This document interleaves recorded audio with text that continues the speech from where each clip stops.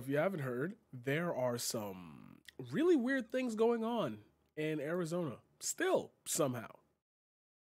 Several months after elected officials certified 2020 presidential results declaring Joe Biden president, state senators in Arizona used subpoena powers to take possession of and audit paper ballots and voting machines in Maricopa County, Arizona, according to the Associated Press. State Republicans hired a Florida based company with no prior experience in election audits to conduct the review.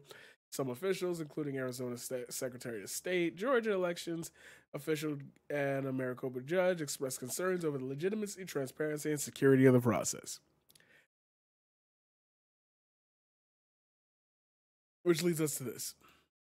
The effort to recruit people to count ballots for the ongoing audit of Maricopa County's presidential election results appears targeted in part at traditionally conservative groups, as some of the recruiters themselves appear to have far right political leanings.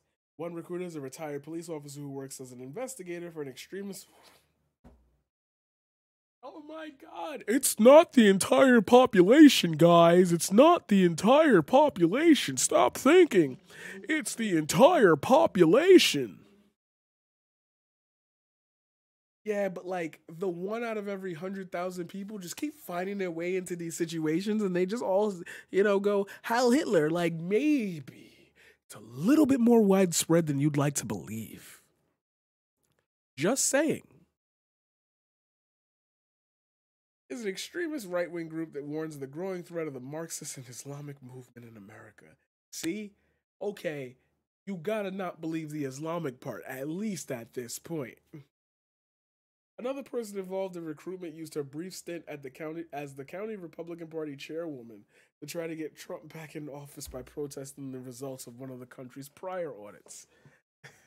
Their efforts target retired police officers, veterans, and Republican groups. Great. Everyone needs to stop calling this an audit. It's not known any following audit guidelines. Its intent and purpose is to deliver a predetermined outcome by the right wingers running the audit. Fraud that proves Trump won Arizona. So, I guess you want my take on this. I've been saying for a very, very long time that this is exactly. For this audit, when is it due to be completed? Well, who's paying for it? The taxpayers of Arizona are paying for part of it, but certainly not all of it. And we have really no idea who's paying for the rest of it. The private company that was given the contract to do this was out there raising money. We have other Republican political candidates who are raising money against this. It's quite unclear whether any of that is going to this effort or if it's just going into their own campaign coffers. And when it will be completed, the location where this is, the Phoenix Coliseum, is scheduled to have a number of high school graduations coming up in a couple of weeks. They need to be out of that space. There's no way they will be anywhere near done or even have a reasonable sample of things done by then at the rate they're going. They say that the organizers of the effort say they might go back after that. It's a little bit coincidental that right now, basically in the parking lot of the Coliseum, there is a carnival going on, and there's a little bit of a political carnival going on inside the building as well. So, Dylan, of course, Arizona is not the only state that has dealt with these kinds of questions of election integrity. In Georgia, the state ordered 3 recounts, but that did little to change anyone's mind. So does this recount in Arizona potentially set any precedent for future elections? Well, it certainly is an attempt to lay some groundwork to cast further, create bills that have more restrictions on people's ability to vote. They're trying to come up with a reason to do that. It's interesting that some of our foremost conservative proponents of election integrity are pretty much daily mocking this effort. Here in Pima County, one of the Republican candidates for county recorder, the person who handles elections, who lost the last election, has been involved in these kinds of things, election integrity, for 2 decades. And daily, he's asking questions about just what the heck is going on here, because even to him, it seems ridiculous. So, in other words, they're not even letting the press in. They're not letting, anybody see anything. So we are just like in the same spot. Pre audits found nothing. Post audits found nothing. Okay, so I guess my final take here on this would be, all right. So you want to talk? I made a whole video about why Georgia's new voting law was being looked at as Jim Crow, right? Okay, so take this a step further.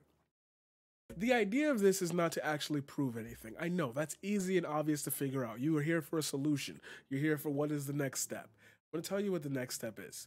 The next step is that whatever comes out of that audit is going to be spun in their favor.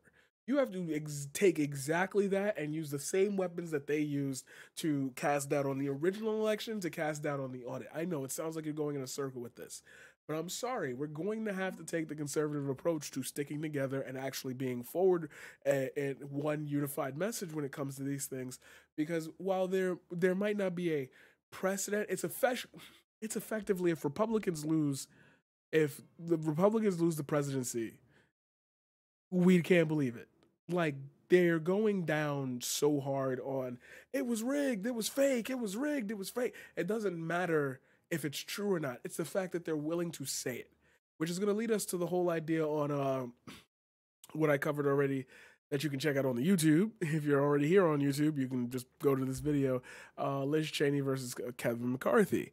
It's the same style of kind of ignoring what's in front of your face to be able to paint the picture. So that way, if it ever comes up, it's like, yo, you're never going to really fall in a hole. But if I told you every day you're going to fall in a hole, you're going to fall in a hole. If you fall in a hole when you're 57 and like it's a 2-inch hole, that person's going to run out and be like, see, I told you should have watched out. So they're not presenting a fear as though it's a reality. They're presenting it as though it's an option. And they want to be able to pick up on that option whenever they feel like they're losing steam with their ideas because they're literally desperate, like desperate as hell. And this is where we're going to be at for a very, very long time. You think it was over when Trump was elected?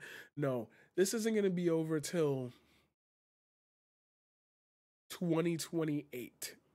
Because I feel like Joe Biden is going to win the presidency again. It's like his first 100 days. He's going to be the president that brought us out of Corona. Like that's just the way it's going to be. 2028 when the field is open and we don't know who, what, when, or where. This story, I guess 7 years in the making. That's where we're going to have to go when it comes to like situations like this. We're just going to have to say, we need to be prepped because the amount of lies that they're going to be coming up with now are going to be so asinine. And you're going to be like, well, what about the culture war? What about the idea of cancel culture? What about the idea of the replacement theory and all this other stuff and that? That's going to split the Republican Party into either true fascists or just conservatives. And then we'll deal with that when that time comes along.